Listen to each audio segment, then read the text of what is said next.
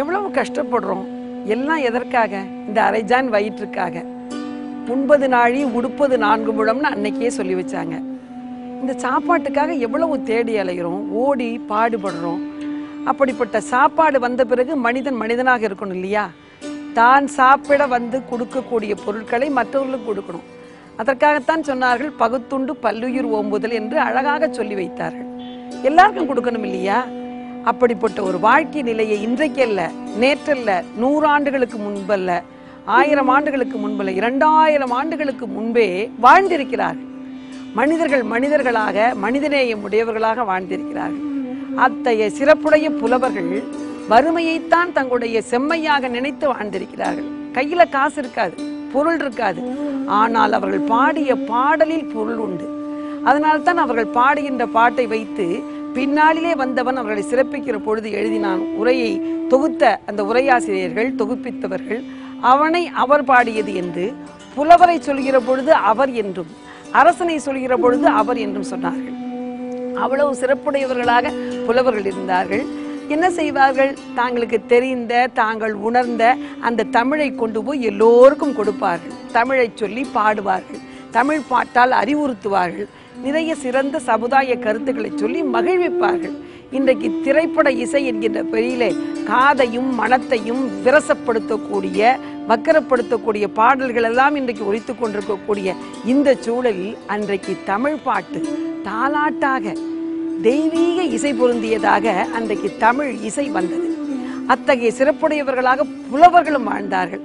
அப்படிப்பட்ட ஒரு புலவர் என்ன செய்கிறார்? அப்படியே புறப்பட்டு போறார். வறுமை வந்து வாய்க்கிறது, அடுப்படியில பூனை தூங்குகிறது, குழந்தைக்கு பால் கொடுப்பதற்கு கூட அவனுடைய மனைவிக்கு பால் இல்லை, பால் சுரக்கவில்லை. அந்த வறுமையை நினைத்து சரி போய் பாடியாவது பரிசு வாங்கிட்டு வருவோம், அரசன் நிச்சயமாக கொடுப்பான் என்று சொல்லி பலரையும் அழைத்து கொண்டு அப்படியே போறார். போனதும் இவர் பாடுகிற பாட்டை கேட்டு மகிழ்ந்து போய் அந்த அரசன் அளப்பரிய பொருள்களை எல்லாம் கொடுத்து வாரி வாரி வழங்குகிறான். அந்த பொருளெல்லாம் எடுத்துட்டு வர்றார். அவ்வளவு பொருள்களை யானை மீது வைத்து இழுத்து கொண்டு வருகிறார்கள். தூக்க மாட்டாமல் தூக்கி சுமந்து கொண்டு அவரோடு சென்றவர்களெல்லாம் மகிழ்ச்சியோடு திரும்பி இல்லம் வருகிறார்கள். தன்னுடைய மனைவிக்கு வந்த அந்த பொருளை எல்லாம் வரிசைப்படுத்தி கொடுக்கிறார். அந்த பொருளை பார்த்தவுடன் மனைவி என்ன நினைக்கும்? ஆகா, இவ்வளவு நாளும் கஷ்டப்பட்டோமே, இந்த மனிதர் பாடுகிறேன் பாட்டெழுதுகிறேன் என்று சொல்லி நம்மை விட்டு பிரிந்து சென்ற காலத்திலெல்லாம் வறுமையைத்தானே சுமந்து நின்றோம், அக்கம் பக்கத்தில் இருப்பவர்கள் கொடுத்த கடனினால் தான் வாழ்ந்தோம், வாழ்க்கையினுடைய கடமையை அவர்கள் கொடுத்த கடனை வைத்துத்தானே வாழ்ந்தோம், இப்பொழுது இந்த பொருளெல்லாம் திரும்பி வந்திருக்கிறது அல்லவா, இதை சேமித்து வைத்தோம் என்றால் அடுத்த தலைமுறைக்கும் கவலை இருக்காது, நாம் சேமித்து வைப்போம். இப்படித்தானே ஒரு பெண், இன்றைக்கு இருக்கக்கூடிய பெண் நினைப்பாள். அதற்காகத்தானே எவ்வளவோ சேமிப்பு திட்டங்கள் எல்லாம் போடுகிறோம். ஆனால் அன்றைக்கு இருந்த தமிழ் பொண்ணு அப்படி திட்டம் போடவில்லை.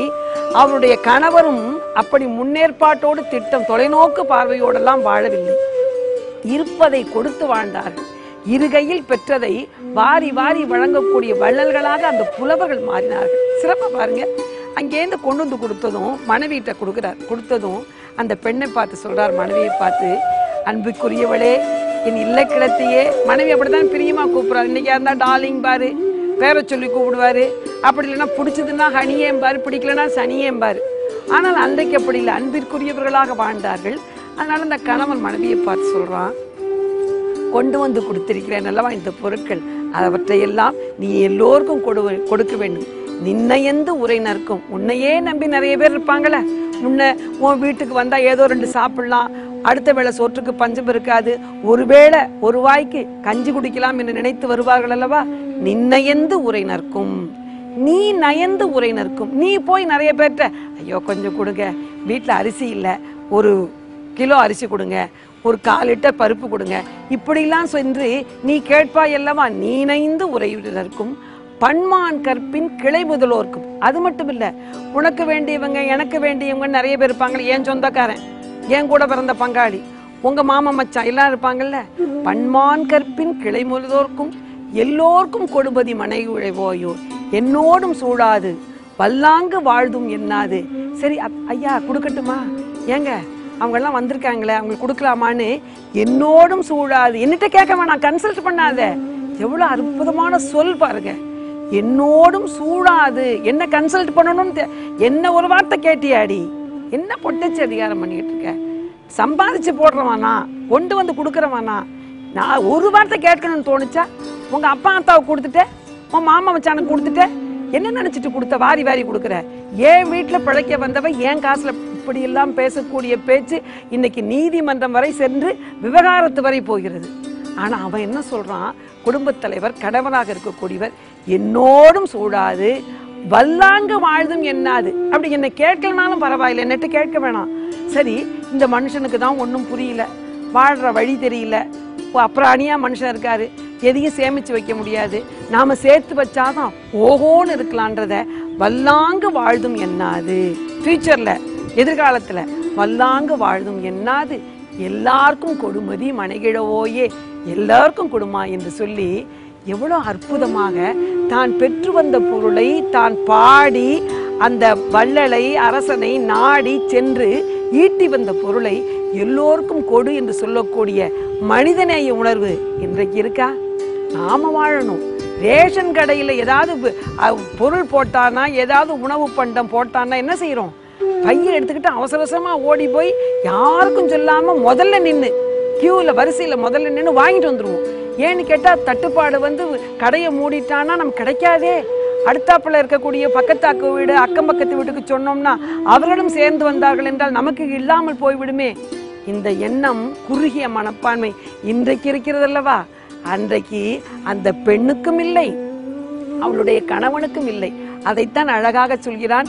என்னோடும் சூழாது வல்லாங்க வாழ்தும் என்னாது, எல்லாருக்கும் கொடுமதி, எல்லோருக்கும் கொடு. யாரு வேணுங்கிறவங்கன்னு பார்க்காத, வேணாங்கிறவங்க பார்க்காத, உன் சொந்தக்காரவன் பார்க்காத, ஏன் சொந்த, எல்லாருக்கும் கொடுமதி. அந்த எல்லாருக்கும் அப்படிங்கிற ஒரு வார்த்தை இல்லை, எல்லாவற்றுக்கும்.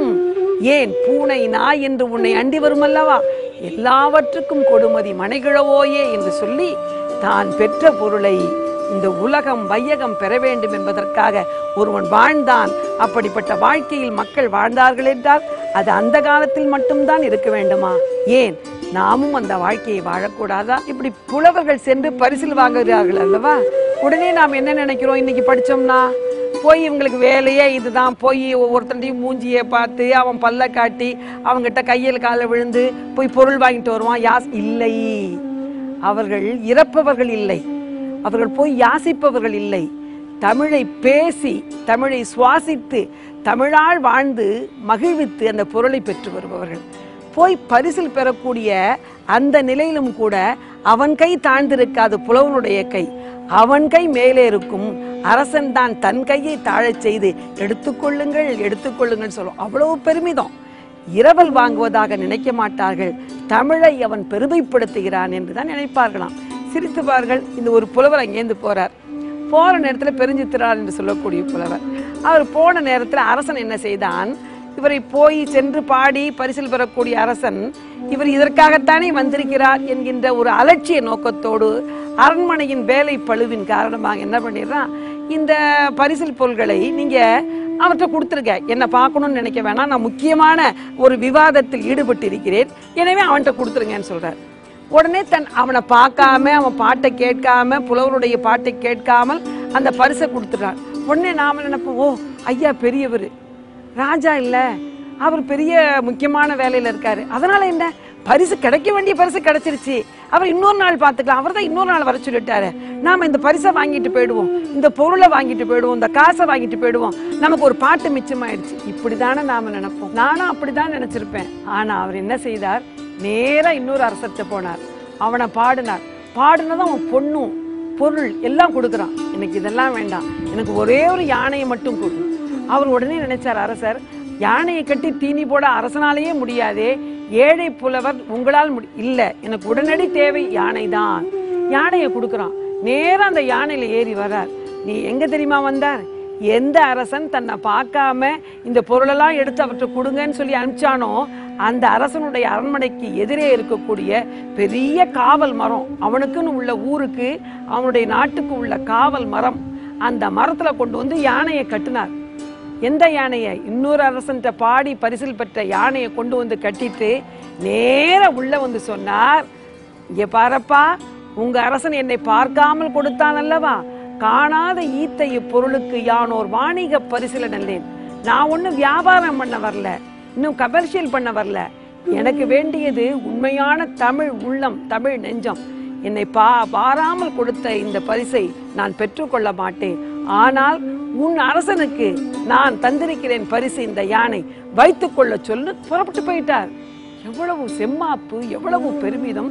அந்த தமிழின் மீது வைத்திருக்கக்கூடிய உயிரும் உணர்வுமாக இருக்கக்கூடிய எண்ணம், நினைத்து பாருங்கள். அந்த பெருமித உணர்வு மனிதனுக்கு எந்த நிலையிலும் வேண்டும்.